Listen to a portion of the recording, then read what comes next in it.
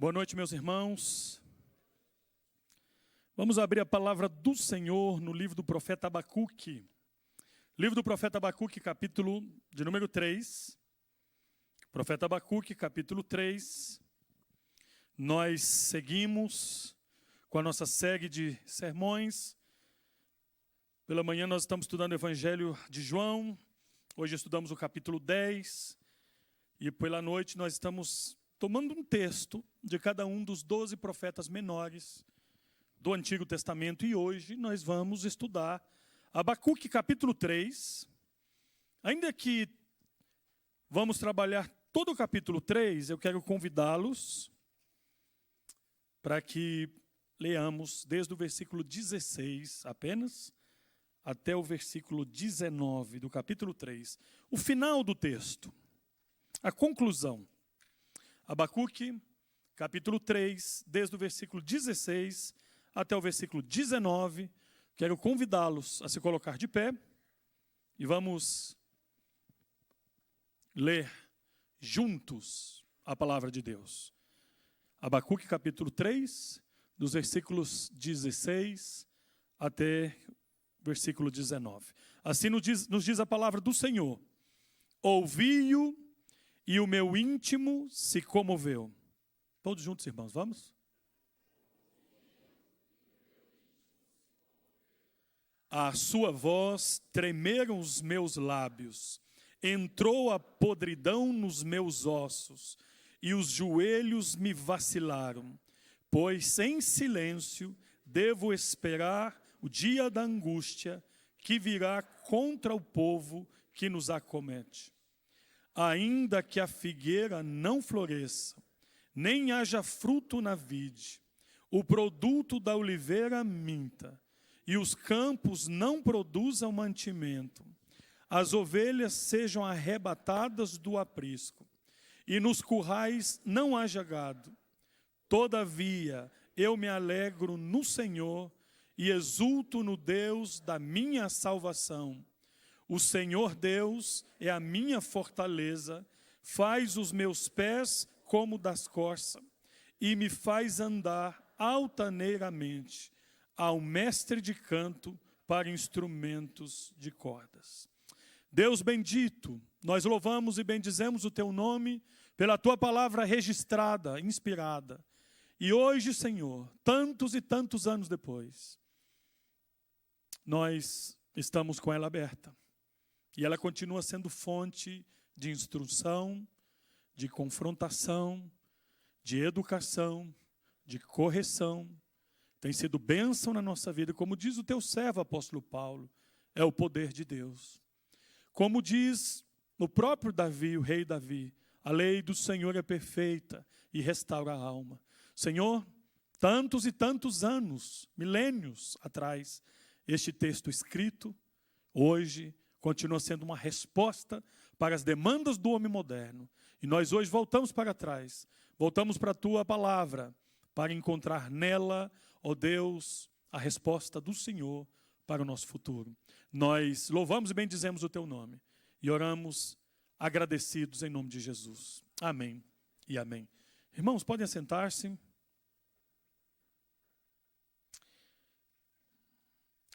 Nós vivemos em um tempo, irmãos, em que a injustiça parece muitas vezes avançar sem freios.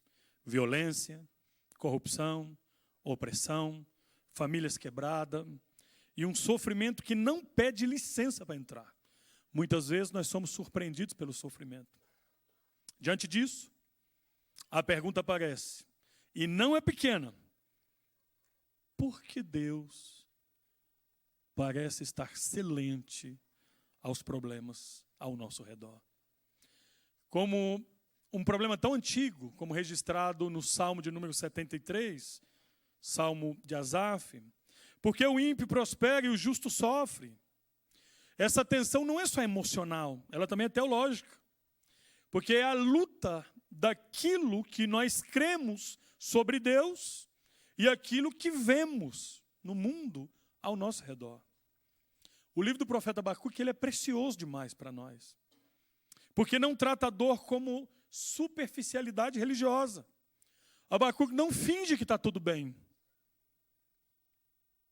Ele pergunta, ele argumenta, ele expõe a sua angústia. Ele é honesto com aquilo que ele está sentindo, até em oração diante de Deus.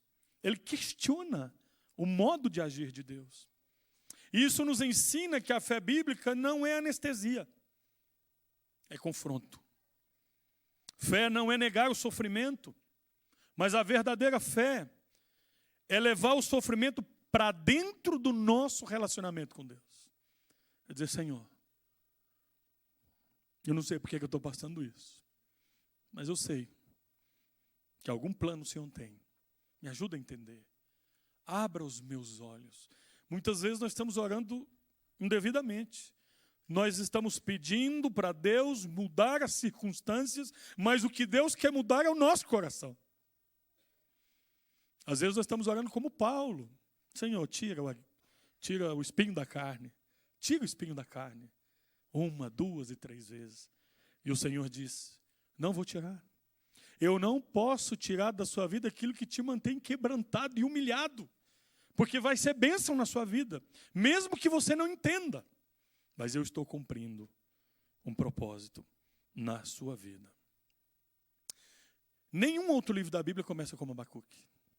Olha aí, capítulo 1, o versículo 2. Olha, esse livro começa com uma tensão. Primeiro fala lá no versículo 1, sentença revelada ao profeta Abacuque, e ele já começa assim, até quando, Senhor, clamarei eu, e tu não me escutarás, gritar-te-ei violência, e não salvarás, Senhor, porque o Senhor mostra iniquidade, e me fazes ver a opressão, pois a destruição e a violência estão diante de mim. Senhor, onde o Senhor está? E o contexto deste texto é que o país está às vésperas de uma invasão. O Império Babilônio, os caldeus, vêm contra os judeus. E vêm com tudo. E eles eram terríveis.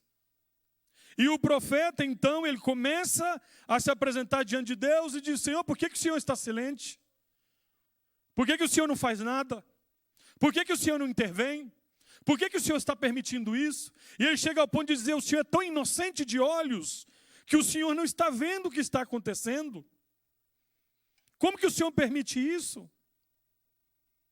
E aí ele se depara com uma afirmação de Deus que confronta a nossa teologia. O Abacuque está falando, Senhor, os inimigos estão vindo, e eles são terríveis, e eles vão nos destruir. O Senhor fez uma promessa que o Messias vinha da linha dos judeus. E se o Senhor não nos preservar, como é que o Senhor vai ficar diante de todos os povos? E a promessa do Senhor, porque nós conhecemos a fama desse povo. Senhor, eles estão chegando. E Deus diz assim, eu sei que eles estão chegando. Fui eu quem os enviei. Como assim? Eu os suscitei. Eu os levantei. E sim, eles são terríveis. Irmãos, olha o que Deus diz desses homens. Olha o versículo 6 do capítulo 1. Pois eis que suscita os caldeus, nação amarga e impetuosa, que marcham pela largura da terra para apoderar-se de moradas que não são suas. Sim, eles são pavorosos e terríveis e criam eles mesmos o seu direito e a sua dignidade. Os seus cavaleiros são mais ligeiros do que os leopardos, mais ferozes do que os lobos ao anoitecer. São seus cavaleiros que se espalham por toda a terra. Sim, eles são terríveis. E eles vêm para fazer violência, versículo 9. E aí o profeta não entende nada. Irmãos, a grande crise do profeta Abacuque pode ser a nossa. Nós não entendemos quando Deus utiliza objetos estranhos à nossa realidade para fazer a vontade dele na nossa vida. E a grande crise, Senhor, o Senhor vai usar os caldeus para disciplinar os judeus, o Senhor vai usar os ímpios para corrigir os justos. Não entendo mais nada. Essa é a crise. E piorou. Porque o Senhor está falando que é o Senhor que levantou. Aí no capítulo 2, o Abacuque, perseverantemente, ele diz, eu vou me colocar em oração, eu vou subir na minha torre de vigia, e eu não saio daqui enquanto o Senhor não responder a minha oração. E ele vai, e ele ora. E Deus diz, Abacuque, eu ouvi a tua oração, quebrantada, honesta, por isso eu estou apressando ainda mais os caldeus. Senhor, não entendo nada. Abacuque, às vezes Deus pede para a gente fazer umas coisas estranhas, né? Vai escrever um outdoor tão grande que as pessoas vão passar correndo e vão ler. Escreve aí, eu vou levantar os caldeus para cativar os judeus. Senhor, como é que eu vou escrever um negócio desse? Escreve. Mas a nossa vida, escreve. Coloque embaixo, eles estão pensando que eles são poderosos, estão agindo no poder do seu próprio braço. Eles são orgulhosos. Ai dessa nação. E aí fala dos ais. Vem o juiz de Deus sobre eles. Logo depois eu vou levantar um outro império, Medo e Persa, para cativar os caldeus e vou mostrar a força do meu braço e a minha soberana vontade. Deus está mostrando que Ele é rei, soberano sobre todas as nações, e dizendo tudo que vai acontecer antes de acontecer. Mas o profeta não consegue entender. Por quê? Ele chega ao ponto de dizer que Deus é inocente. Olha o versículo 3 do capítulo 1. Tu és tão puro de olhos que não podes ver o mal, e a opressão não podes contemplar. Porque, pois, toleras os que procedem perfidamente e te calas, quando o perverso devora aquele que é mais justo do que ele. O senhor não está vendo? O senhor não consegue ver?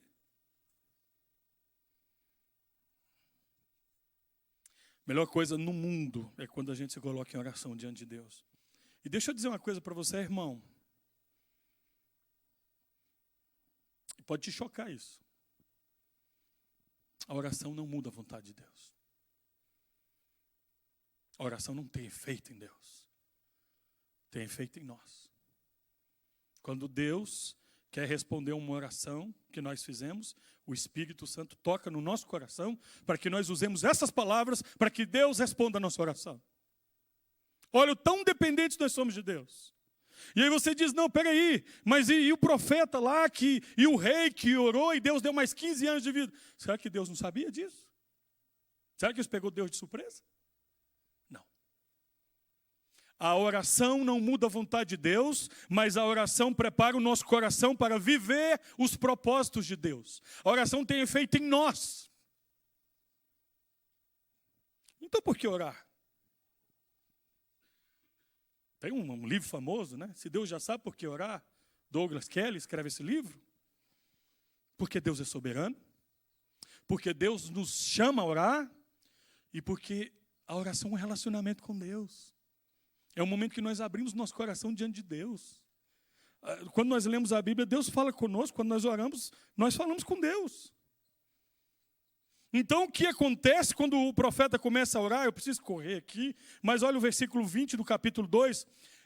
Ele começa com o coração cheio de questionamentos, com angústia, com dor, com sofrimento, sem entender nada. Ele ora, Deus responde, e o que Deus faz no coração dele? O Senhor, porém, está no seu santo templo, cale-se diante dele toda a terra. Começa a mudar o coração dele. Quero indicar para vocês um excelente livro sobre o profeta Abacuque. Um livrinho do Dr. David Martin Lloyd Jones, Do Temor à Fé. Ele fala que o profeta sai do temor, da angústia do capítulo 1, até as certezas, as convicções do capítulo 3. Tem um outro historiador, comentarista bíblico, chamado Isaltino Gomes, é um brasileiro. Ele escreve sobre o livro do profeta Abacuque.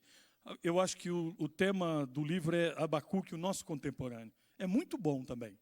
Mas se você tiver que escolher um, Do Temor à Fé, do Dr. David Martin Lloyd Jones, eu nem sei se ainda continua, se está editado ainda, se a gente consegue comprar esse livro. Se não, eu tenho por aí, tá?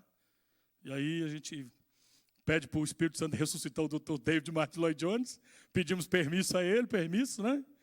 Mas é um livro que muito fala no nosso coração. Irmãos, então, nós chegamos no capítulo 3, o texto que serve de base para a nossa meditação nessa noite. E eu gostaria de compartilhar com vocês, o tema do sermão é meio estranho, mas é assim. Apesar que o tema da nossa liturgia é a fé quando Deus está em silêncio, eu coloquei o título desse sermão, A Escola do Sofrimento. A Escola do Sofrimento. Mas o que significa isso? É neste livro que vem uma das declarações de fé mais preciosas da história da revelação. Quando Abacuque, no capítulo 2, versículo 4, diz: o justo viverá pela fé, não pelas circunstâncias, não pelo que está acontecendo ao seu redor, não pelo ambiente, mas pela convicção de que a nossa fé está colocada no Senhor.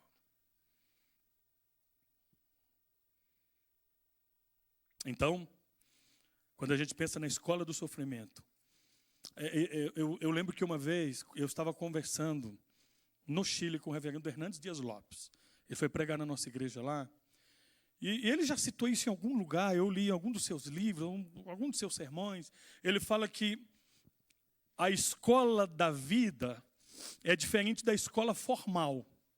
Porque na escola formal, que a gente vai lá no primário, no segundo grau, a gente aprende as lições e depois dá a prova. Não é isso? Na escola da vida é diferente. Primeiro vem a prova, depois a gente chega às lições. Certo? Então, pensando na escola do sofrimento, o que nós podemos aprender na escola do sofrimento?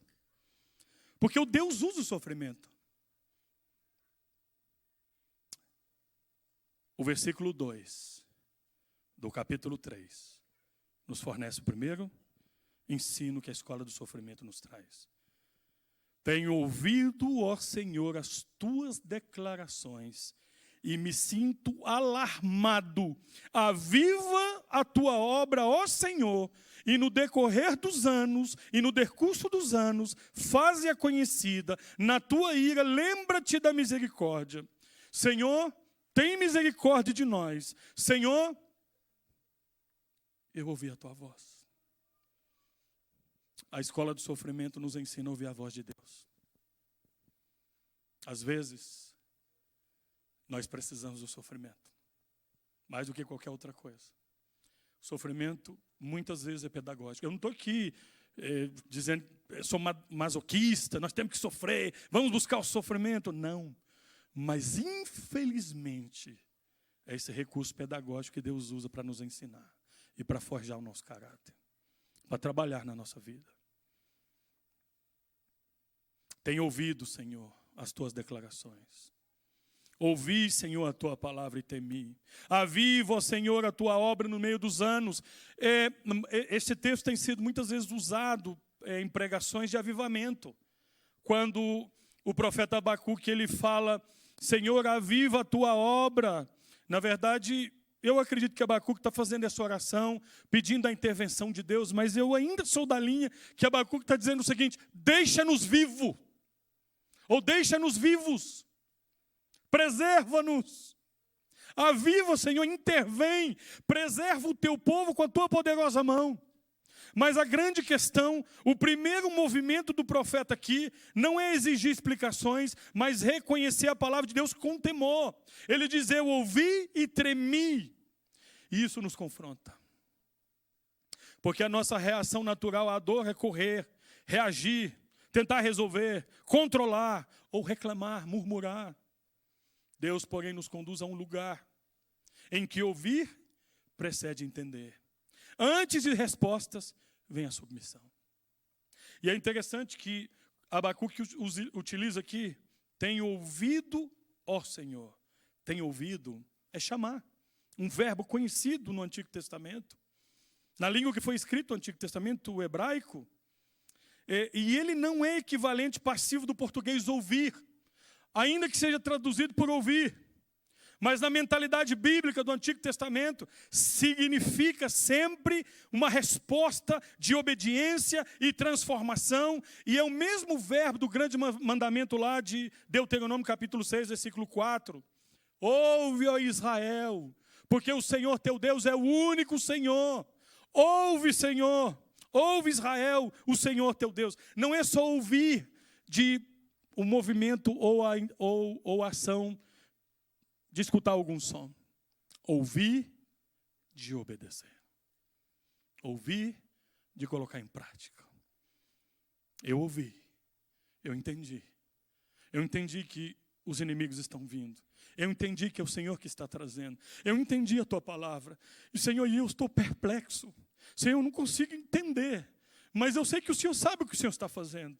A escola do sofrimento nos obriga a organizar as nossas prioridades. E ouvir a voz de Deus é a primeira delas. Para onde você vai? Quando Deus move o nosso piso. Quando a angústia chega. Quando a gente não sabe se a gente avança. Se a gente retrocede, se a gente vai para a esquerda, vai para a direita. Quando a gente não sabe o que fazer. Para onde nós vamos?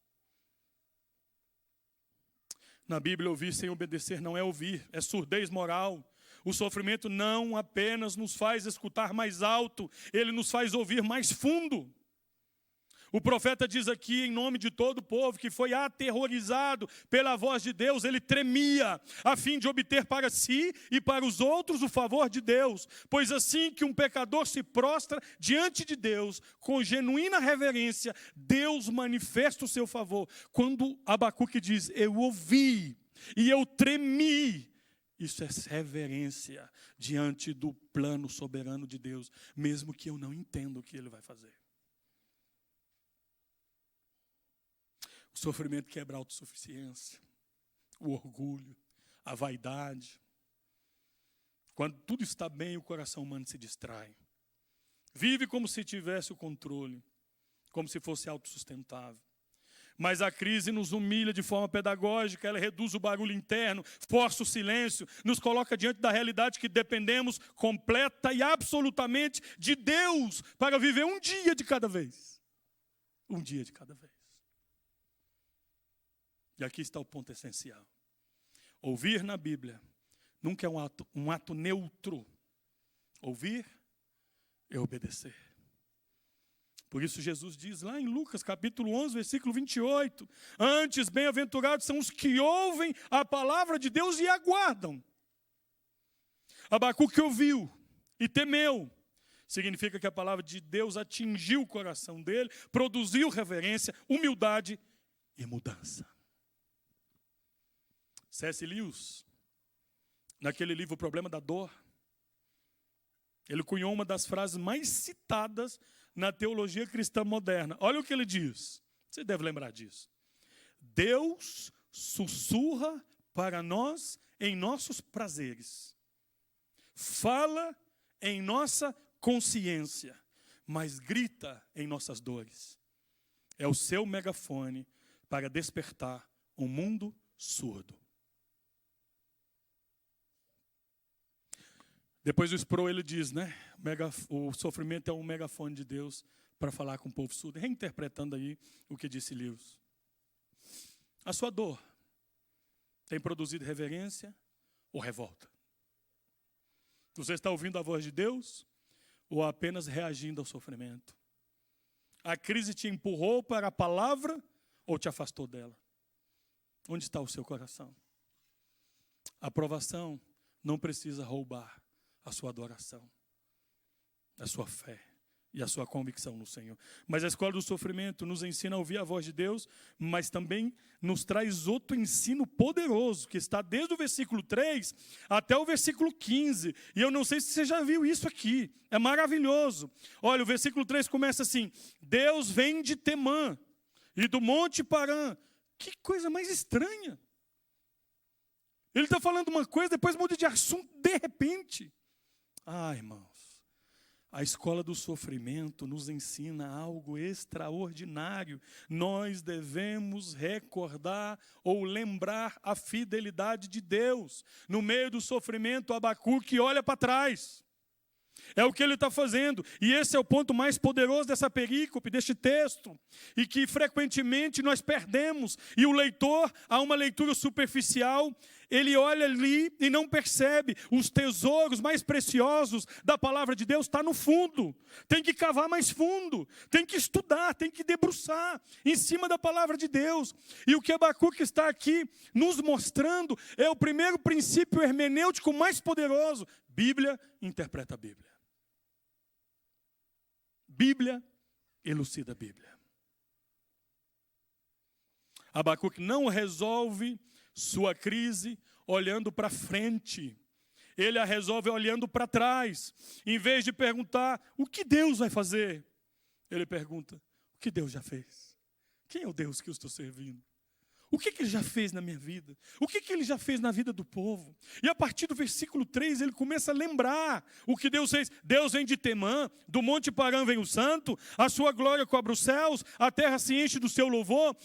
E diz o seguinte, o seu resplendor é como a luz, raios brilham da sua mão, e ali está velado o seu poder. Temã é o Monte Sinai, onde Deus manifestou a sua glória, onde os raios relâmpagos brilhavam, estralavam diante da glória de Deus, e o povo com tanto temor dizia Moisés, sobe você, porque nós não vamos subir, senão Deus vai nos consumir. Ele começa a lembrar, olha só, adiante dele vai a peste, a pestilência segue os seus passos, a praga da morte dos primogênitos, e ele vai lembrando e lembrando, ele para e faz tremer a terra, olha e sacode as nações, esmigalham-se os montes primitivos, os outeiros eternos se abatem, os caminhos de Deus são eternos. Olha o versículo 7, vejo as tendas de Cusã em aflição, os acampamentos da terra de Midian tremem, o povo de Jericó ouviu falar do Deus de Israel, e o povo está entrando na terra de Jericó, e aquele povo está tremendo de medo. Os acampamentos da terra de Midian tremem. Acaso é contra os rios, Senhor, que está irado? É contra os ribeiros a tua ira? Ou contra o mar o teu furor? Já que Deus, o Senhor tem o costume de abrir o mar, de abrir os rios. O Senhor abriu o mar vermelho, o Senhor abriu o Jordão. Ele começa a lembrar tudo que Deus fez, já que andas montado nos teus cavalos, nos teus carros de vitória, referência ao canto de Moisés, quando Deus deu vitória ao povo ao atravessar o mar vermelho. Tira descoberto o teu arco, farta está a tua aljava, e vai falando, os montes te vêm e se contorcem. Olha só o versículo 11, o sol e a lua param. Lembra disso, Josué capítulo 10? Quando o Senhor opera para que Josué continue a batalha. Sol e lua param nas suas moradas, ao resplandecer da luz, das tuas flechas sibilantes, ao fulgor do relâmpago da tua lança. Na tua indignação marchas pela terra. E o que o Abacuque está fazendo é recordar tudo que Deus fez na história. Quando nós estamos em sofrimento, quando nós não entendemos nada, quando nós estamos no meio da angústia, nós temos que lembrar o que as Escrituras nos ensinam. O princípio da fidelidade de Deus. Deus fala para o povo, considerai o vosso passado. Olha para trás. Veja tudo que eu fiz na vida de vocês. Olha, eu adornei vocês. Eu coloquei o melhor vestido em vocês. Tratando o povo como uma noiva, eu coloquei joias preciosas, eu te deixei bela, linda, e o que você fez? Se prostituiu, mas eu ainda fui lá te buscar, eu sempre te busquei, mesmo na sua rebeldia. Olha o que Deus fez, nunca nos abandonou, Ele nunca abandona o seu povo. Não existe gratidão sem memória.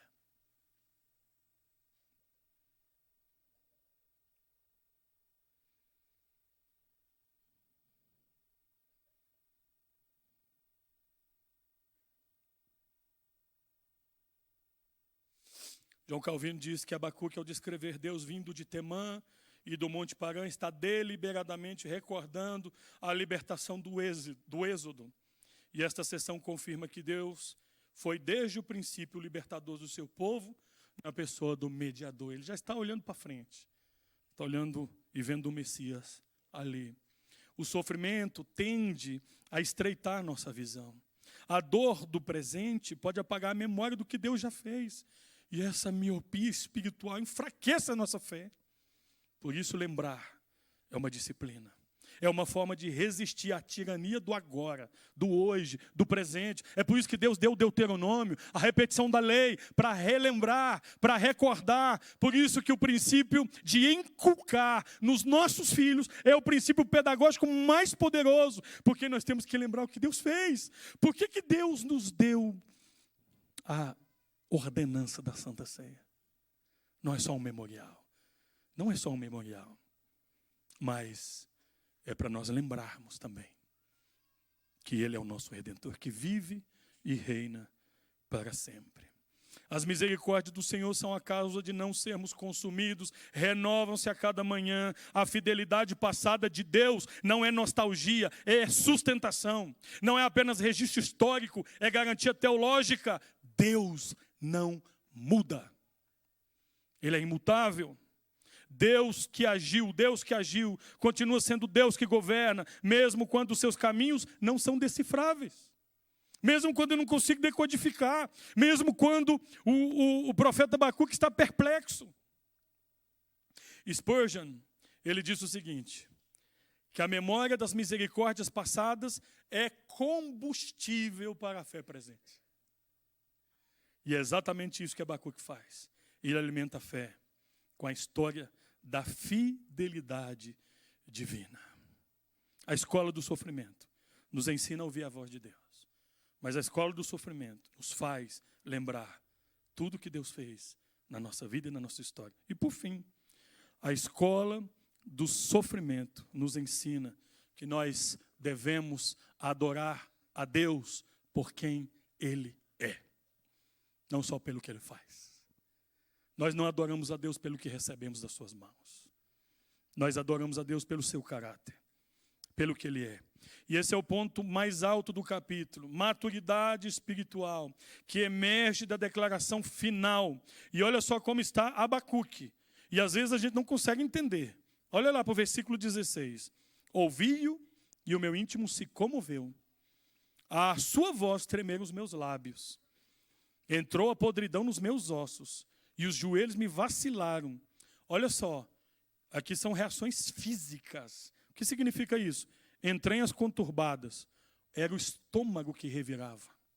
Lábios tremendo, sem palavras para descrever a situação. Podridão nos ossos, força interior dissolvida. Pés vacilando, no português moderno, sem chão. Sem chão firme. E é um grande consolo saber que estes homens de Deus, profetas, eram homens como nós, sujeitos às mesmas fragilidades que nós.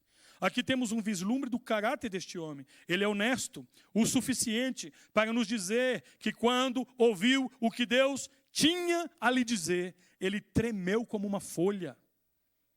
Não confunda, irmãos, falta de fé com fraqueza da carne.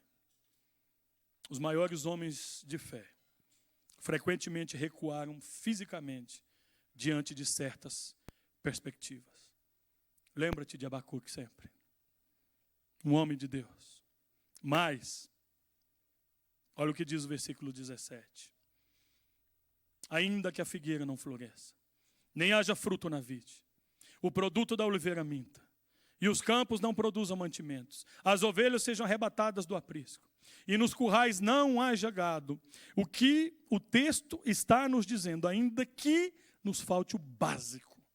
Figueira sem florescer é sem comida básica. Os figos eram como pão para o povo.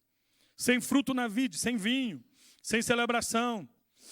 Oliveira que falha, sem azeite, sem luz, sem medicina, sem culinária. Campo sem produção, fome total, sem trigo, sem grãos, sem rebanho, sem gado, colapso econômico completo, sem sacrifício, sem leite, sem lá. Ele está dizendo ainda que falte tudo. Ainda que falte tudo.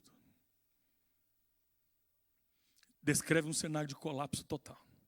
Sem fruto, sem rebanho, sem alimento, sem segurança. É a perda do que sustenta a vida e do que dá sensação de estabilidade.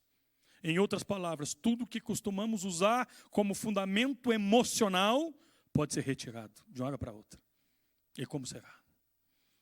E ainda assim, tem uma palavrinha aqui que é extraordinária. Diz assim: todavia, olha o versículo 18. Todavia, ainda que falte tudo, todavia, eu me alegrarei no Senhor. A fé madura aprende a distinguir duas coisas: o que Deus dá e quem Deus é. Bênçãos são reais e devem ser recebidas com gratidão, mas não podem ser a base última da nossa alegria. A adoração verdadeira não depende do cenário, mas depende do caráter de Deus. Não há palavra mais corajosa em toda a Bíblia do que este todavia aqui que Abacuque diz. Todavia. Não é um todavia de resignação. Não é o todavia de quem perdeu e aceita a derrota. É o todavia de quem escolhe, com plena consciência da devastação ao redor, a adorar o Deus que não mudou, enquanto tudo ao redor se desfazia. Bavinck, holandês, teólogo, diz assim: Deus é suficiente em si mesmo. Quem o possui não está vazio, mesmo quando perde muito. A alegria de Abacuque não está em circunstâncias previsíveis, mas em Deus, como a sua porção, como a sua herança. Ele diz: o Senhor Deus é a minha fortaleza. Não a figueira, não o rebanho, não a colheita. Deus mesmo é a fonte de toda a sustentação. Deus é melhor do que as bênçãos dele. Deus é o melhor que nós podemos ter. Ele é a nossa porção. Ele é a nossa herança. E ele continua dizendo: pés como os da corça. A corça era famosa no mundo antigo pela capacidade de escalar terrenos rochosos e íngremes, sem escorregar. Ela era a imagem perfeita de agilidade para transpor as montanhas. O que o Abacuque está dizendo é que nós vamos enfrentar essa geografia na nossa vida espiritual, altos e baixos. Mas Deus vai dar capacidade a nós, pela graça, de fazer que nós possamos superar todas as adversidades. Porque é o Senhor que está conosco. É o Senhor que está conduzindo as nossas vidas. E não é por acaso que ele dá esse exemplo. Ele diz: andar sobre as minhas alturas, diz o texto. Faz os meus pés como os da costa e me faz andar altaneiramente. O que significa isso? As alturas não são distantes, como a gente pensa, são as nossas alturas. O texto diz isso. O sofrimento que deveria ser o vale da morte torna-se a plataforma de elevação. O sofrimento pode gerar duas coisas em você: ou um abismo, ou uma ponte que te leva para o outro lado. Tem pessoas que nunca mais foram as mesmas para melhor depois do sofrimento. Aprenderam a depender de Deus. Deus leva Israel para o deserto, para o sofrimento, para ensinar Israel a depender dele. Porque lá o pão cai do céu, dia a dia. A água sai da rocha. O mar se abre. Milagre atrás de milagre. Sem depender de Deus, no deserto, ninguém sobrevivia. E aqui, nós chegamos a um momento que nós devemos refletir sobre a nossa fé hoje. Nós somos obrigados a refletir. E eu trago o exemplo de Jó. Lá em Jó capítulo 1, versículos 20 e 21. Jó adorou a Deus, não pelo que ele recebia, mas por quem Deus era. Então Jó se levantou, rasgou o seu manto, rapou a sua cabeça, lançou-se em terra e adorou e disse: nu saí do ventre da minha mãe e nu voltarei. O Senhor deu, o Senhor tomou. Bendito seja o nome do Senhor. Adorou a Deus por quem ele é e não pelo que ele recebia de Deus. E refutando-lhe a tese de Satanás, que diz para Deus: ele só te adora porque ele tem tudo. O homem só te adora porque ele tem saúde. O homem só te adora porque ele é rico. O homem só te adora porque ele recebe bênçãos. O Satanás está dizendo: o homem está em uma relação com o Senhor, uma relação utilitarista, porque recebe do Senhor. E aqui nós aprendemos que nós devemos adorar a Deus pelo que ele é. E esse texto nos leva para um lugar precioso, para o Calvário. O sofrimento revelado e redimido na cruz. Abacuque nos ensina a caminhar na dor. E Cristo é a resposta final de Deus ao problema do sofrimento. O sofrimento, o problema do mal, não cria um problema lógico para o cristianismo. O Deus Todo-Poderoso usa coisas más com bons propósitos para fortalecer a nossa fé e para trabalhar a nossa vida de adoração. Então, Cristo é a resposta final de Deus ao problema do sofrimento. Deus não respondeu apenas com palavras, respondeu com a encarnação de Jesus. Jesus entrou na nossa aflição, Ele não ficou distante do lamento humano, Ele carregou o pecado, Ele suportou a ira, Ele provou a dor. O Isaías, lá no capítulo 53, versículo 5, diz: mas Ele foi traspassado pelas nossas transgressões.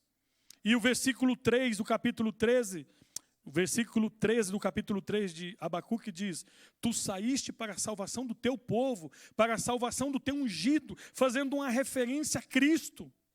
E aqui nós vemos uma referência direta ao nosso Redentor. E Calvino fala sobre isso.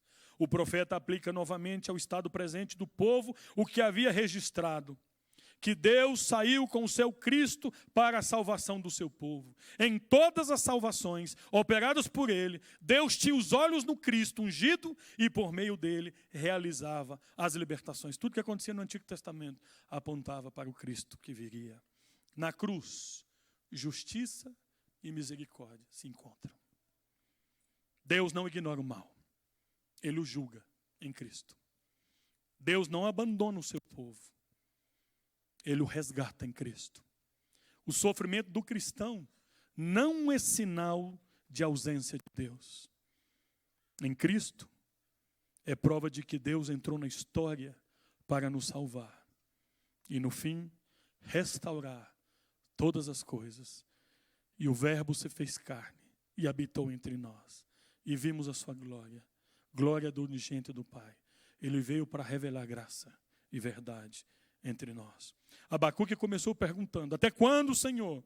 E terminou dizendo: todavia, eu me alegro no Senhor. Ele não saiu da escola do sofrimento com todas as explicações.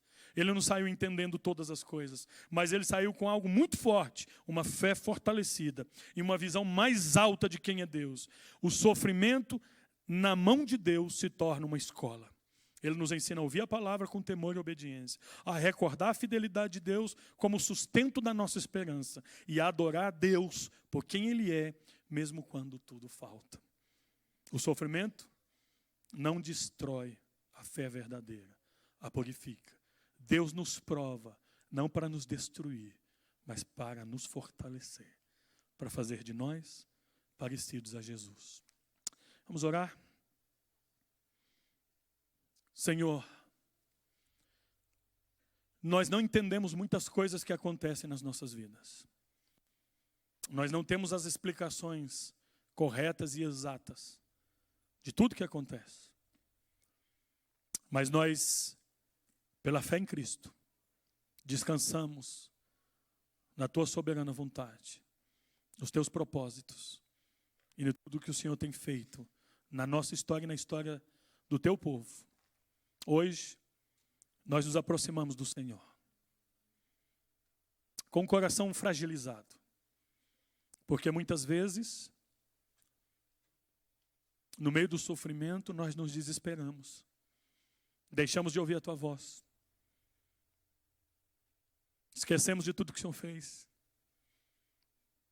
a nossa adoração mingua, a nossa fé se enfraquece, o nosso coração se agita, parece que as trevas se apoderam, a angústia toma conta.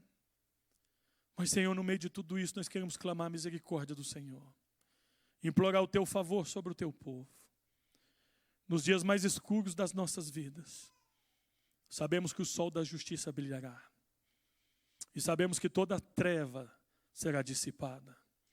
Senhor, nós louvamos e bendizemos o Teu nome, porque o Senhor está presente na nossa vida e na nossa história. É o Senhor quem cuida de nós. No meio do sofrimento, dá-nos a graça de experimentar e conhecer o Senhor como nunca, como foi na vida de Jó, quando ele disse: eu te conhecia, antes eu te conhecia de ouvir falar, mas agora os meus olhos te veem. Senhor, leva-nos a um nível de adoração e de conhecimento do Senhor além daquilo que nós conhecemos, para a glória e louvor do teu santo nome. Nós oramos agradecidos em nome de Jesus. Amém.